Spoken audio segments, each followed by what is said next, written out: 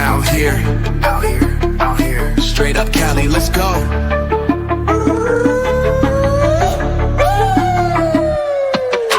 Straight up Cali, sun's blazing hot.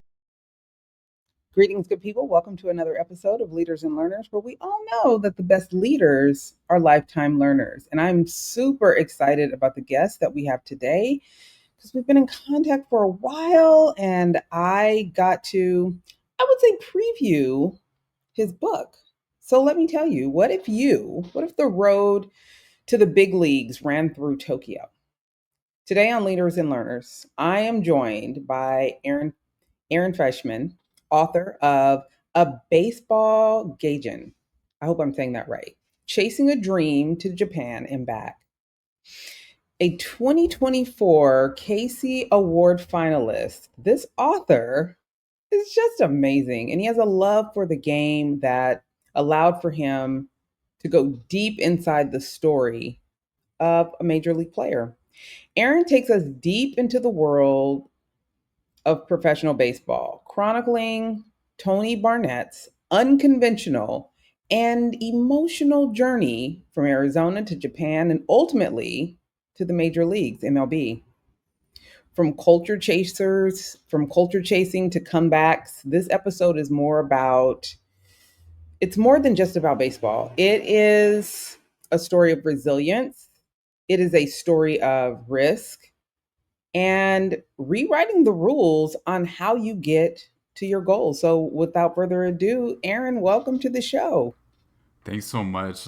Great intro. I think you captured the spirit of it. And just two quick corrections. It's Gaijin or Gaijin. And also it's Aaron. And that's an Asian word, right? Japanese word, essentially meaning foreigner or outside helper or outside worker, or outsider. And it's also pronounced Fischman. Fischman. So, it's just the way that it's written. Okay. Easy enough. Yeah, there's a weird C in my last name. Fischman. Okay. Yeah. Okay. Got it. Yeah, but I'm excited to talk about this story that I've spent so many years on telling. Let's get into it. I mean, first, I have to ask you, what drew you to Tony's story and what made you want to turn it into a book? Because, first of all, this isn't a thin book. This is not a thin, quick write. Okay, y'all? It is a whole situation. Okay? It's a whole situation. So that lets people know that you spent a lot of time and did a lot of research and going in depth. This isn't superficial storytelling. Yeah. So what? Yeah, it's a great question. Whole situation is right. So it's funny. I actually got in touch with him back in 2008. So it's been a really long time. And he had not been to Japan yet at this point. And so, sorry, just to make sure you're still there, right? Because I don't see your I'm video. giving you all the attention. Okay. Okay, sorry about that. So 2008, I was a freshman at UC Davis, and I reached out to 5 or 6 pitchers in AA. He was one of them. He was the only person to respond and agree to participate. I was writing for a small independent website that no one really had ever heard of, based in Davis, California, near Sacramento, where I was going to college. And these were the early days of Facebook. I sent him 10 to 12 questions through Facebook message, and he got back to me within a few days with his answers. So that was about 2 years before he even set foot in Japan. I had no idea that he would be such a charismatic and engaging guy, or that his story would become so fascinating. So I could go step by step and give you an even longer answer, but long story short, we kept in touch over the years as his story got progressively more fascinating, as he was invited to Arizona Diamondbacks spring camp. Then he went to Japan. Then when the earthquake and tsunami hit in early 2011, and then fast forward to late 2015, he's on the wrong side of 30, 32 years old. He gets that call from his agent that the Texas Rangers will be giving him that opportunity to fulfill his lifelong dream of pitching in the major leagues. I reached out to him a couple months after that, asking him if we could turn it into a book, because as fascinating as his story was, with those exhilarating 6 years in Japan with all those ups and downs, I didn't think it would be marketable in North America until he actually achieved that dream that he was chasing. Yeah. And we could talk about what his initial reaction was to it when I asked him, which I think is interesting. But that's basically the story, the medium version of the story of how this happened. Definitely, we'll get to that. I love this. You corrected me a bit ago about the pronunciation. Gaijin. A baseball Gaijin is layered. It is very textural. It has a lot of texture to it. What does being a Gaijin truly mean in the world of Japanese baseball? It's a complicated question and a good one. So essentially, now there are 5 active foreigners on each top NPB team. There were 4 at the time.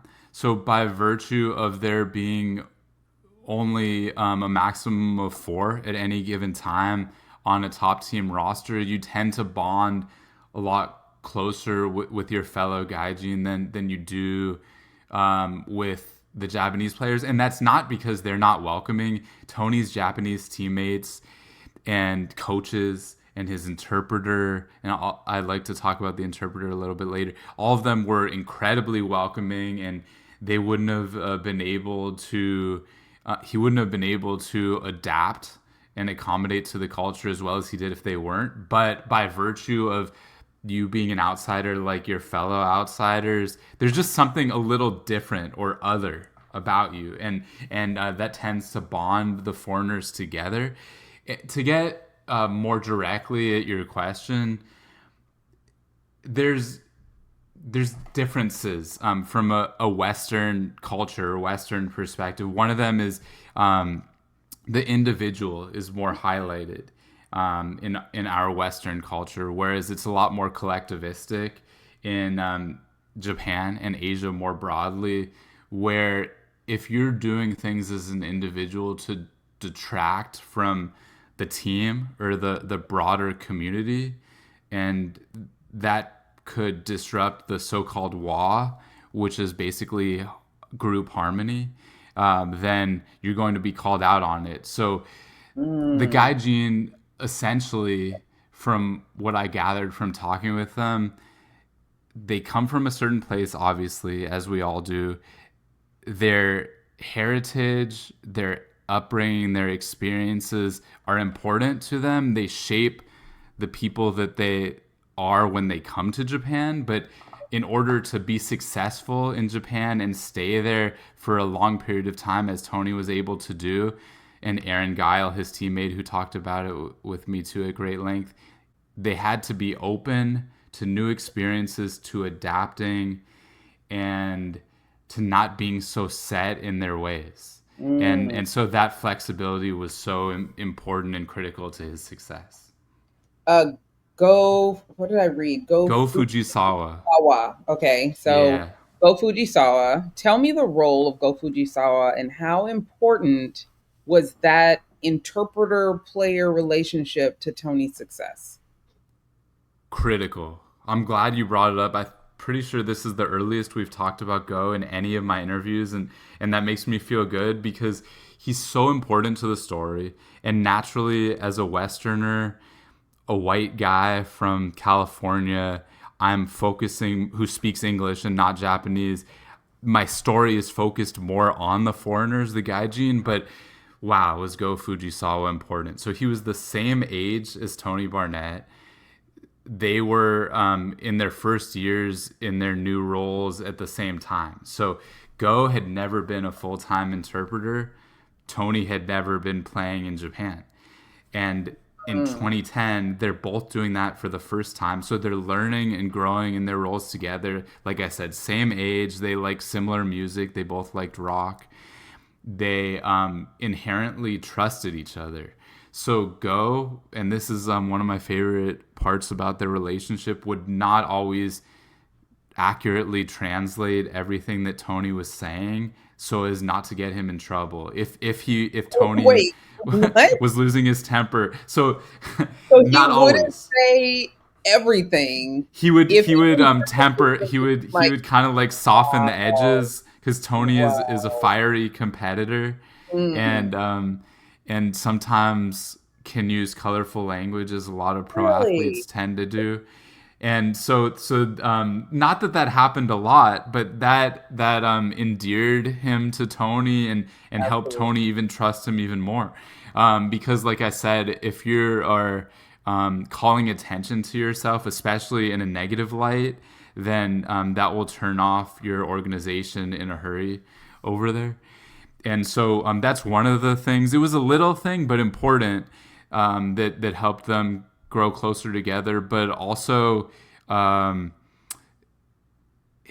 one thing I wanted to say about their relationship too is that Tony admittedly came to Tokyo with a little bit of an ego. He was in Hmm. his mid 20s. He felt like a lot of us, it's more of a stereotype for men or younger men. Like you don't want to ask for directions or something. So sometimes he would flail or struggle on his own and not take full advantage of having an interpreter like Go at his disposal. The job description is that people like Go over there are available 24/7 for the non-native speakers that they're serving, whether or not they're at the stadium. And Tony, out of respect for Go, he didn't want to bother him when he was with his family away from the field after hours. But also, like I said, more just being stubborn and thinking I can figure this out on my own.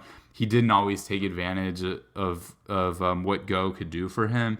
And once he was able to get over that, particularly after the first season, he was able to get more of the benefit from Go's expertise. And it wasn't just the language, but a lot of cultural elements that were important too that Go was able to tap into and let Tony know about. But that first year was a massive struggle on and off the field, where Tony isolated himself and didn't really go out much other than for games. And so I hope we can talk about that second season where he was really able to discover Tokyo and Yeah. explore and not Oh, just be kind of like a hermit in his apartment. I feel like, after going through the book and having known you for so long now, you have developed a different respect for the culture, right? And then there's a cultural thread in the book. And I want to know, how did you balance the baseball story, the American baseball story, with Hmm. with Japan's social and historical context? So like things like the 2011 disaster, right? Hmm. Talk to me Yeah. about Yeah, it's a great question, and it was a big challenge. So, like you said, I think to quote you, as a whole, the book is a whole situation. That book could have been so it. Did I much get it right? longer. But did I get it Yeah. right though? No, no, you're right. You're right. It was and it is. And yeah. There's so many things that I wanted to incorporate into the story, but I also didn't want it to be overwhelming or come off as an information dump. I wanted the various elements to meld seamlessly together or as seamlessly as possible.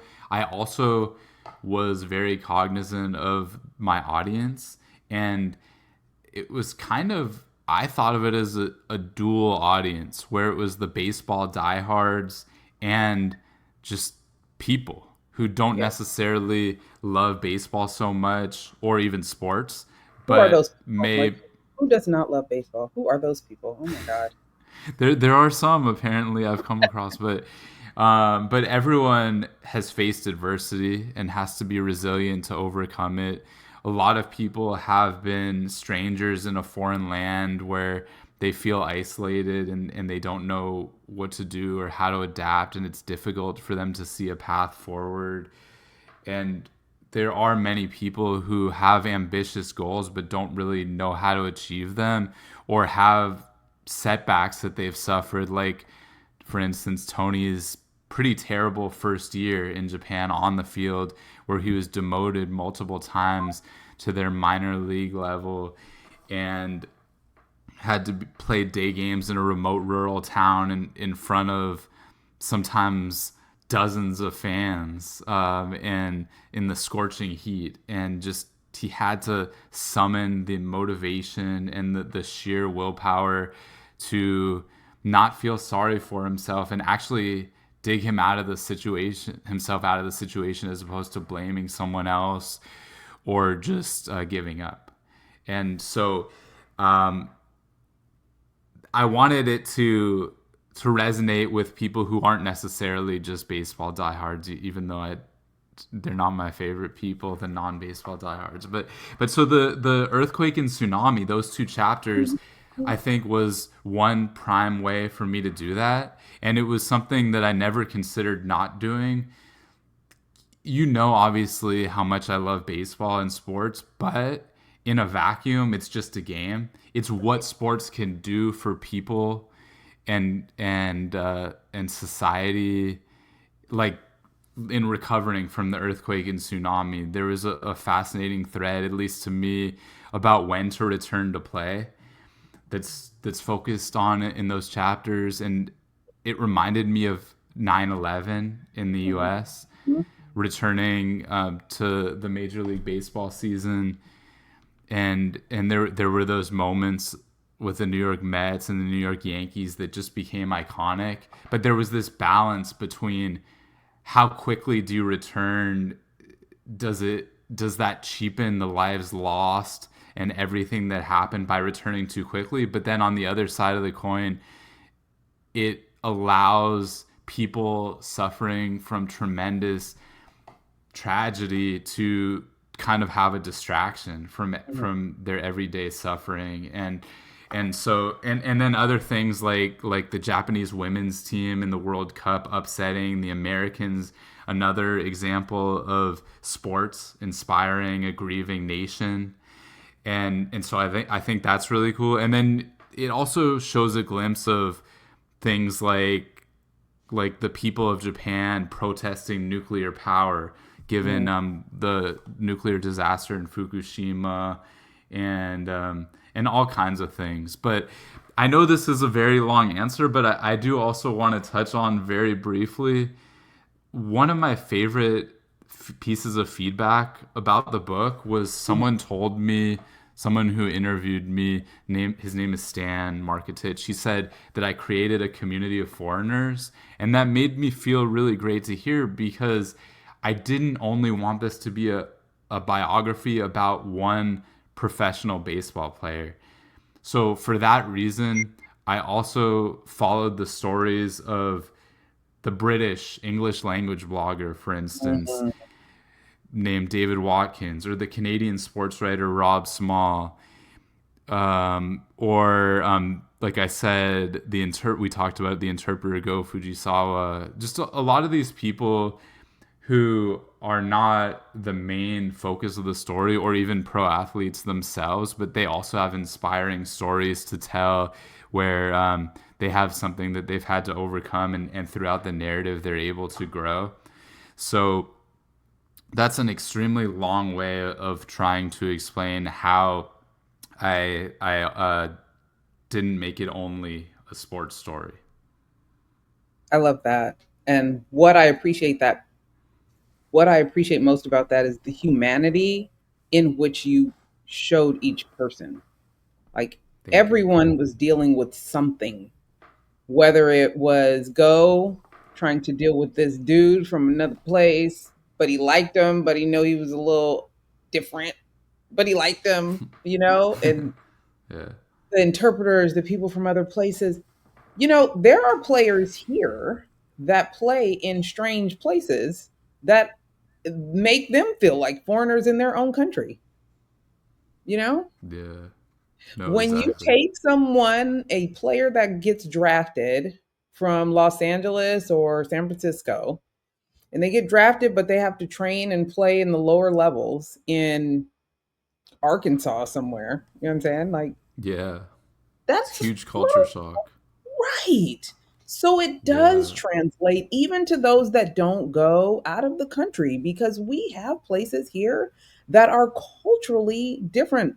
I talk about culture a lot in a way where people need to understand it's not just about race and ethnicity. It's about how you live, it's about how you move, it's about what's around, how that community com- connects or does not. There are Yeah. people that come from places that have a lot of connection, and then they go to some small hick spot where they have to train, play, and galvanize the community that they have absolutely no connection to. I mean, does that relate to you? No, yeah, no, completely. I think that's very well said. And I think that's even more common today, especially if you look at the major leagues, just how many foreign players there are now, and the influx from many places. But Asia is one, or Japanese players a lot, but there's even more Korean now players than there ever was in the past. And also the formula for how these players get to the major leagues is changing. I'm not Mm, saying that Tony was a complete trailblazer pioneer in this. There were pitchers who came before him who did do similar things, like Ryan Vogelsong and Colby Lewis, who both went to multiple World Series with the Giants and Rangers respectively, but they had had some major league experience prior to going to Japan in their mid 20s. Tony was one of the first to leave before ever having any major league experience and to go to Japan in his prime. mm, Whereas previously it was primarily just fringe players who would go to Japan and then never come back to the States or ever make their major league debut, or well-known players at the very tail end, the twilight of their careers, to just go to just squeeze out one more contract and make a little bit of money. But we're increasingly seeing Americans and other foreigners, people from the Dominican, Venezuela, Canada, Mexico, etc., go to Japan and still have a real shot at making their major league debut eventually. So I think yeah. that's really cool. There was also this guy who was a first round draft pick by, I believe, the Atlanta Braves, named Carter Stewart. And he couldn't agree contractually. He didn't like the signing bonus that the Braves were offering. And I don't know exactly what year this was. It might have been about 2021.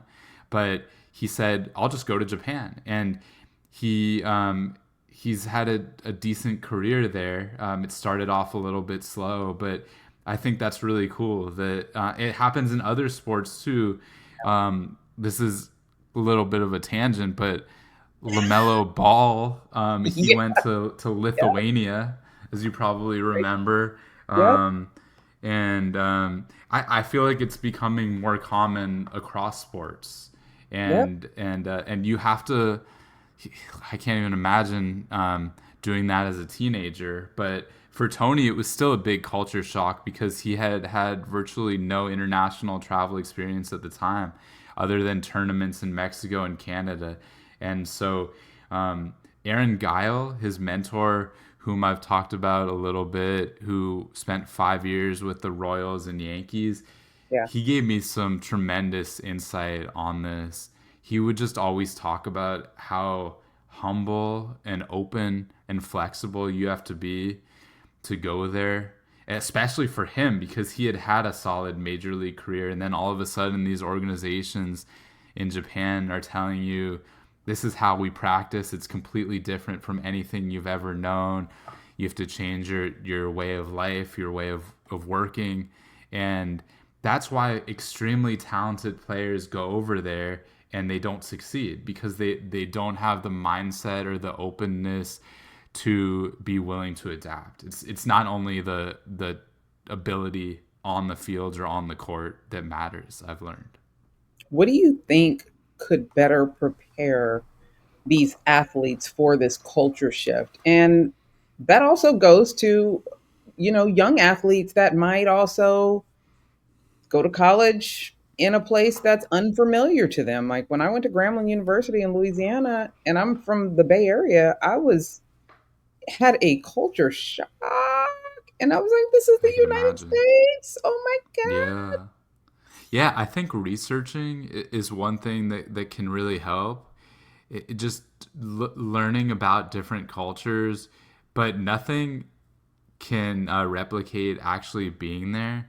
And Yeah. so I think it would be unrealistic for me to say that there's any way to completely prepare for it without just going over there and just feeling it immediately, the Mm. culture shock, and then gradually adapting.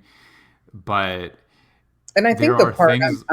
the part I'm asking, I'm sorry, the part I'm asking about is preparing an athlete for change, because I don't even think that they've even uh, um, rationalized it in their mind how other places might be different than where they're from. Like, how do we cultivate young athletes to recognize everything is not going to be in this comfortable space that you have been Yeah. cocooned in to get to whatever level that is, whether it's college or the pros? I think that it has to do with cultivating that personality and mindset that I was alluding to, the one that is successful Mm. in a place like Japan if you have no experience prior there. And that is the openness. And I think and willingness and ability to adapt. And I think that coaches, good coaches, have a lot to do with that. I think having different types of coaches also, so that you're exposed to different experiences and cultures and situations, because obviously that's not a one-to-one way of replicating a culture shock and going from Washington to Arizona to Tokyo. But just I think it is valuable to kind of flex those mental muscles and learn that flexibility early. And this is less of a general response to your question and more something that happened specifically with Tony. But I wanted to credit Aaron Guile for what he did. And there are a lot of other foreigners that did the same thing. Mhm. Where so Tony and Aaron shared an agent, Don Namora, who wrote the foreword, and because they did, it was recommended that Aaron called Tony before he even got to Tokyo while he was actually making the decision whether or not to go. And so, because he had played there for 2 or 3 seasons by that point, he was able to answer any questions and say the Mm. pros and cons of going. And so that was tremendously helpful. And Aaron was paying it forward. Someone had done that for Aaron earlier, and his name was Adam Riggs.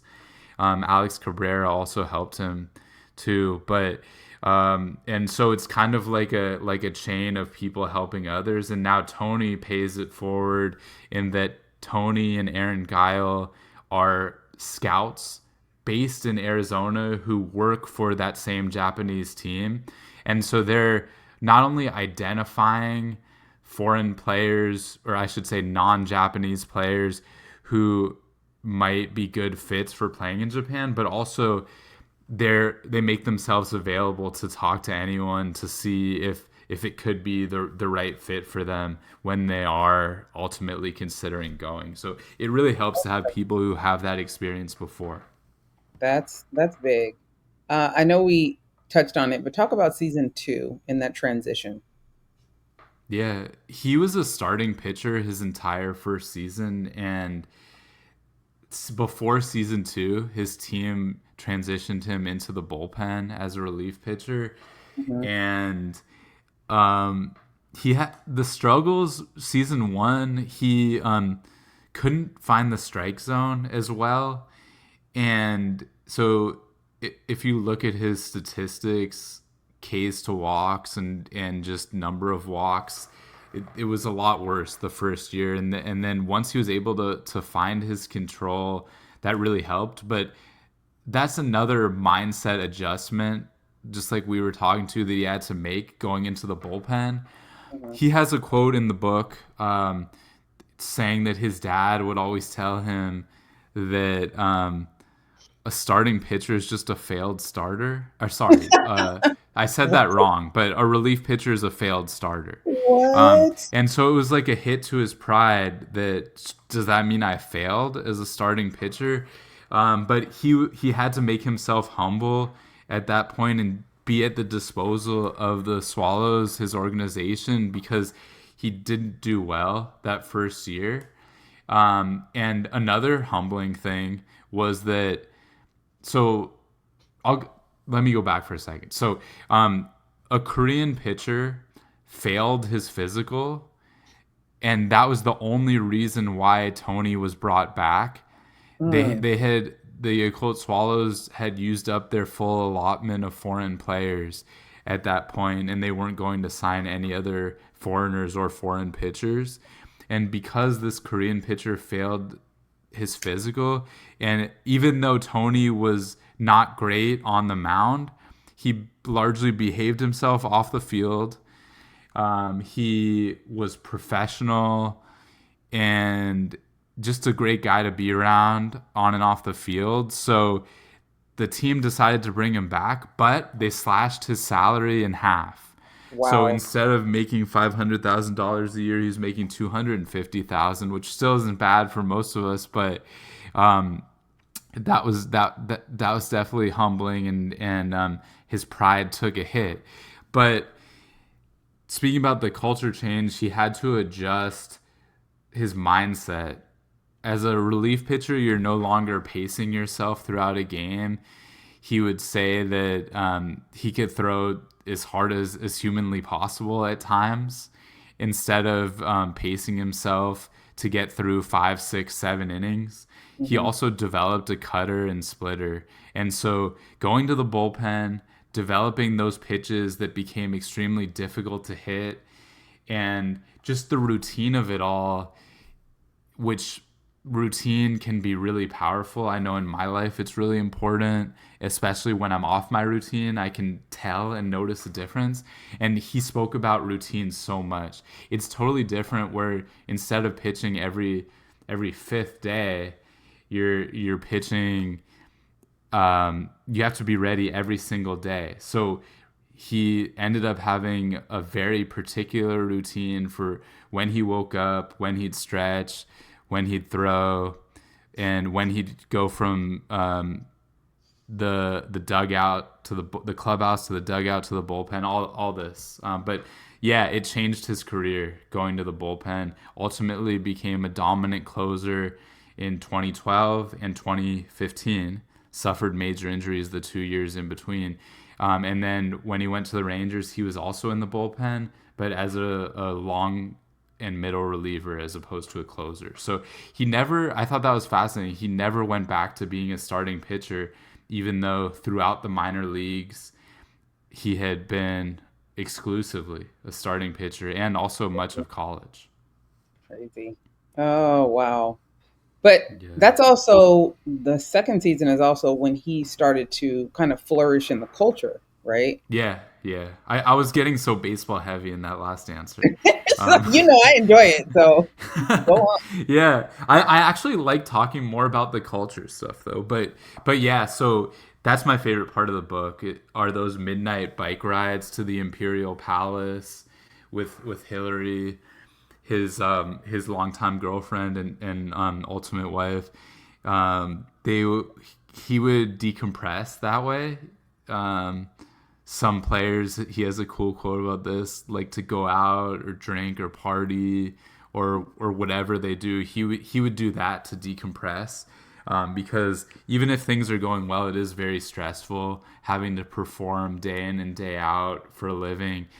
And so that was his way of kind of de-stressing, getting some good exercise, and it was just so, I thought of it as kind of poetic or romantic, how they would almost purposely get lost, or at least not mind getting lost, and just revel in getting lost, finding themselves, getting lost again, and not really worrying about the time. They didn't really have anywhere they had to be. Yeah. And so I thought that was really cool. And they had some favorite places they would go. They would bike through Oyama Cemetery a lot.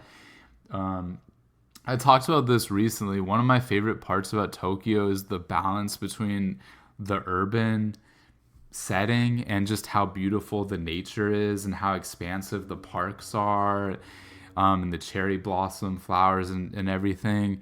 There aren't many cities in the world like it, in that you can just be sitting in this amazing park where it feels so serene, but you're next to huge skyscrapers. Right. It's very unique, and I love it. It's just so beautiful. Have you been? Yeah, so I was able to go in the spring of 2018 for 2.5 weeks while I was working on the book. Such a tremendous experience. I went to 3 baseball games, 2 at Jingu and 1 at Tokyo Dome. But the stuff away from baseball stadiums was just as memorable. I went to a cat cafe. I was in a capsule hotel. It's just the capsule hotel. Have you ever done that before? It's like you're in almost like a locker or like a washing machine. It sounds really terrible, but if once you get over, if you can't be claustrophobic, it's not a lot of space, but once you get over it, there's kind of an interesting charm to it. They call it a pod, but it's just all these people in different pods, and it would go up vertically. So I was on the top one. I guess you could say it's like bunks, and there was a pod below me, someone else I didn't know, and just goes all the way across. And then there's a different floor for the bathrooms and showers, and for one floor for men, one floor for women, and just really interesting. I obviously wouldn't want to stay in a capsule hotel for an extended period of time, but it was just such a cool new experience to do that. Yeah. Very minimalistic, where there's nothing there. On another floor, there's a conference room where you can work on your computer or read a book or do whatever you want to do. But in the actual capsule, you can't really move around much. You just lie down and fall asleep, hopefully. And it's kind of interesting how stripped down everything is, and something that I'll never forget doing. Were you disconnected while you were there? Technically, technology. I think I had my phone with me, but I wasn't using it much that night. But were you saying just during the capsule hotel experience? Yeah. Yeah. So I was not using it much, so that was helpful too. But yeah, obviously needed my phone a lot to get around Tokyo. Otherwise, that was also really special, navigating the subway system. At first it was intimidating, but I had a friend with me whom I've known for a long time, and so it was great to not be by myself. Other than there was one day that I couldn't lean on him for help getting around, and that was scary at first, but pretty valuable to get out of my comfort zone and figure out things on my own, and try to navigate the language barrier a little bit. People speak English. A lot of people do speak English in Tokyo, especially younger people, but nowadays with technology, if you have directions on your phone and you show someone, they can kind of look at that and then walk to where you need to go or point to it. And so that was my other takeaway, is people were, and I hate to generalize, of course, but the people I came across were so kind and helpful and willing to just lend a hand, even though they didn't know me, of course. what an experience this whole book has been for you. I want to ask you, from one journalist to another, the storytelling and the research is impeccable with this Thank you. book. How did you earn the trust of Tony and his inner circle to get a lot of this done? I think the time period helped a lot too. That there were years where Tony was pretty much the only person I was in touch with. He was, like I said, answering questions through Facebook. Then we did podcasts where I interviewed just him. And then I got Hillary involved and Aaron Guile and Go. But for a while, then there were only 4 sources. So it was many years where he he had gradually, I guess, started trusting me more and more over time. It wasn't just immediately right away, here's access to friends and teammates and loved ones and all these people, and you could just talk to them right away. So I think he saw the seriousness that I take my craft, whether or not, even well before it was a book, when it was a grad school project or even just a contribution to a small blog that no one really even read. I think that was a really important aspect of it, that it was gradually built up over time. And that helped so much that he gave me access to his inner circle. I wouldn't have been able to do the story without it. Right. And then Gloria David had asked, how was Japan? Any other Yeah. comments about your experience there? In Japan, I just loved exploring. Tell me about the food. 2.5 weeks was not enough.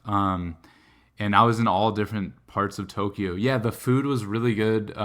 So Tsukiji Fish Market, I did one morning. I woke up at some ungodly hour and had to arrive by 5:30 a.m. And they're so strict. That was the best sushi I've ever had. I've had really good sushi in LA. I'm grateful to be in a place that has pretty good sushi. But Tsukiji Fish Market, it was just so fresh and phenomenal. And it's taken so seriously that if you're even a minute late, they won't let you sit down, and you'll have to reschedule and come back another day. And Wow. so we had to wake up extremely early and walk from our Airbnb to get there. And I think we arrived at something like 5:25 a.m. and we had to get there by 5:30. And we were just on adrenaline. We had only 2 or 3 hours to sleep. I remember I was so tired that I dropped my laptop on this hard floor in the Airbnb. So that was not a great way to be starting my day. And my laptop ended up being okay, but it made such a loud noise. And this person that we were staying that was staying with us, he woke up and told me about it later and asked me what happened. But anyway, random memory from that.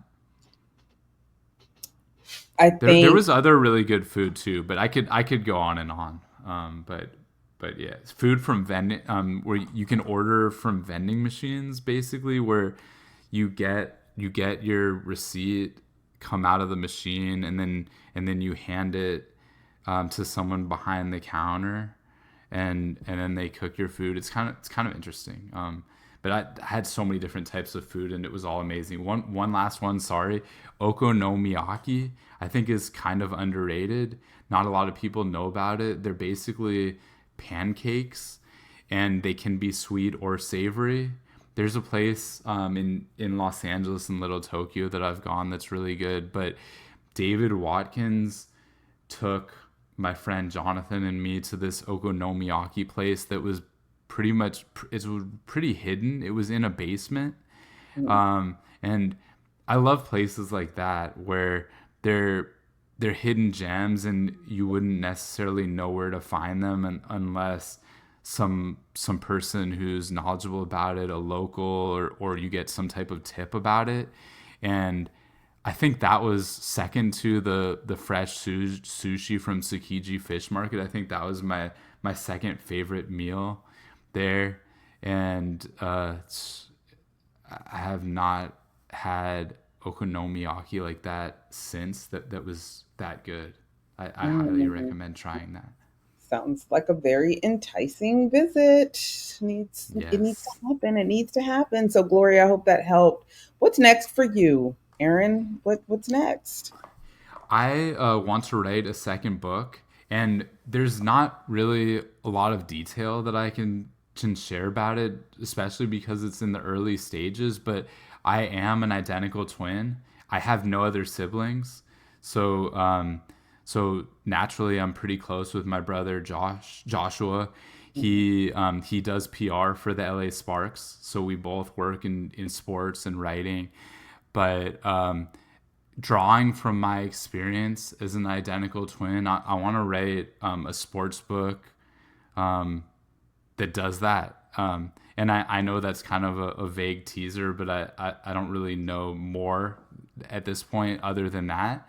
But I also am getting back into teaching. So I've taught a little bit in the past um, at an elementary school a few years ago, but I'm transitioning back into teaching, and that's something that I'm excited to do.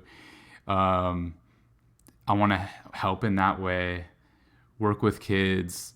I love the academic environment, Hmm. and I'm a nerd. I'm proud of it. I have to be reading, learning, questioning, um, Well, I have to and if ask I'm you. not, then it feels weird. Let me ask you this then. I feel like we're in a very anti-intellectual moment in our country. Do you agree with that? Yeah, I think Okay. there's a lot of. I mean, I don't want to sound like a grumpy old man, but I Dude, just what feel is like going on right now? What is that's that's basically my answer. I don't know what else to say. It's just there are a lot of things that just seem like they should be obvious, um, and we're having to talk about or debate things that I thought we've agreed upon as a society a long time ago. mean, like the And world being so round and very science basic, thing and reading more very than just the headlines, like exactly, very like basic things. And math, and I mapping. yeah, I think not to get too deep, but I think it's important in these times, as scary as they are, to not be idle and accept things getting worse and worse and do something about them. I want to do more activism. I haven't really been as much in recent years. I went to a protest, the No Kings protest, Oh, you and did. that felt really good from a civic perspective, and just to see that there are other people who are unhappy about things too. But um, yeah, this is But you're a not journalist to put. and an intellectual and an educator, and I don't leave me out here on this island by myself. I just feel like we're in the twilight zone. Yeah, and not to put words in your mouth, but for me, I feel like we're gradually slipping into an authoritarian system. We're definitely not there yet, but when things happen that are trending in that direction, and people broadly don't do anything about it, that's what authoritarians want to happen. And so that's kind of what I was trying to say.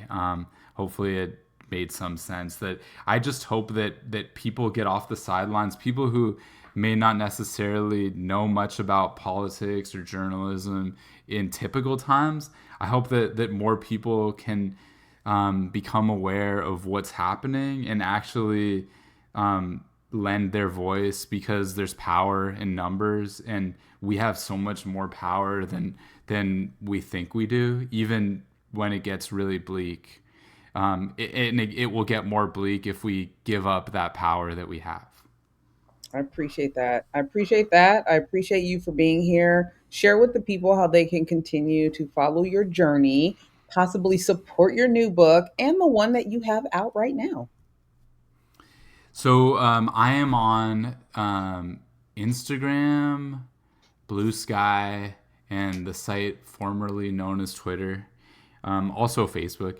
And on those first three, by Aaron Fish is my handle. So by, like a byline, BYAARONFISCH. And I love to connect with people there. And there are many ways to purchase the book if you have any interest. And I'd be honored if you did.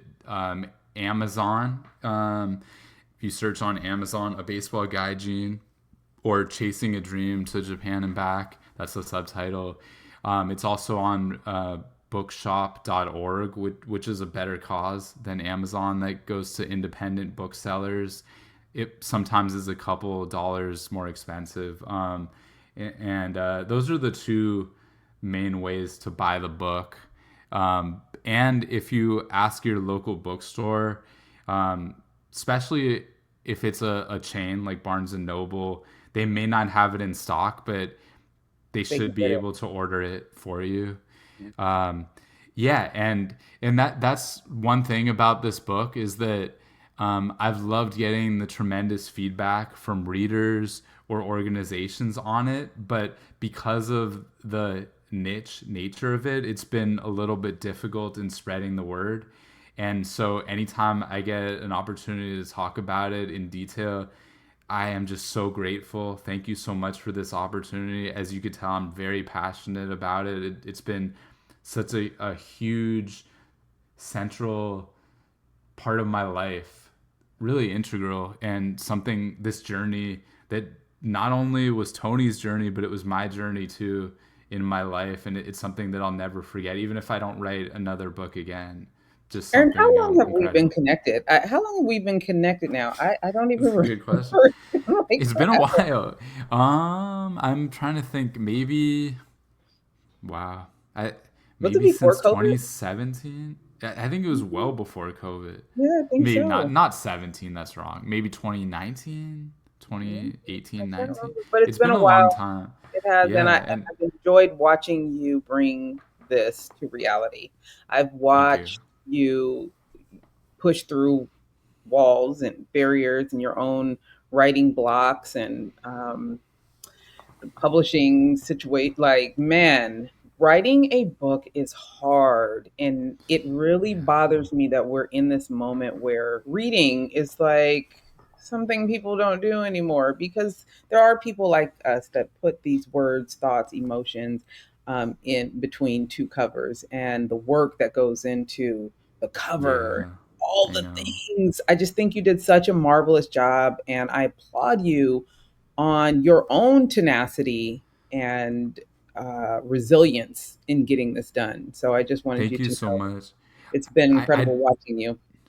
Yeah, sorry to interrupt. I did want to say there is an audiobook for those people who do appreciate stories like this but don't like to read and like to consume it in that way. And I don't say that as a negative, because there are a lot of people who are just so busy in their day to day, or they're driving a lot, and that's how they prefer to consume these stories. For me, I'm old school. I don't even like reading on a tab. I don't have a tablet.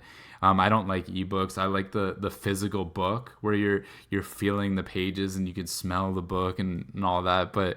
Um, but there are differences in how we consume information, and I'm grateful to say that there is an audiobook. Brian Nishi, who is from Japan, Japanese American, he he did a great job on that. And um, he narrated Murakami's book, renowned um, author Murakami, the latest one, The City and Its Uncertain Walls, I think. But anyway, the audiobook is another option if reading doesn't work for your schedule, or is intimidating.